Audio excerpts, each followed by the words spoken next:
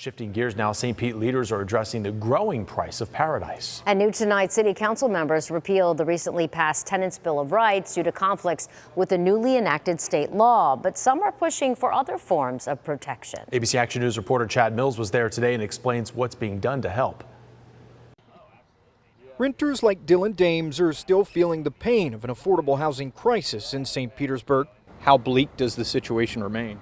It's very bleak. It's very bleak. He lives it himself and now sees it through the eyes of others as an organizer with faith in Florida. One of our campaign managers, he was a really strong part of our work, had to move out of the city because he was living in his car. And now another setback in the fight to help struggling renters. Thursday, St. Pete City Council repealed its Tenants' Bill of Rights, which protected renters from eviction and discrimination. It undoes the work of the people on the ground. But council members say their hands were tied. A new state law preempted the protections, which meant the Bill of Rights had to be repealed. We can't regulate just general tenants and landlords anymore. But Councilman Richie Floyd thinks there is some wiggle room, and there are things St. Pete Council can do to protect renters.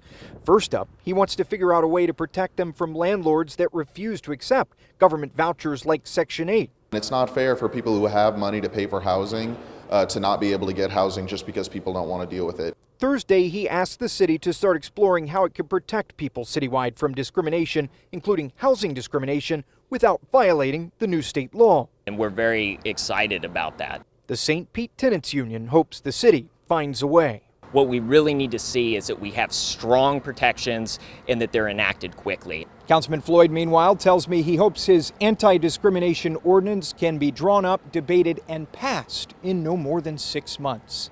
In St. Pete, Chad Mills, ABC Action News.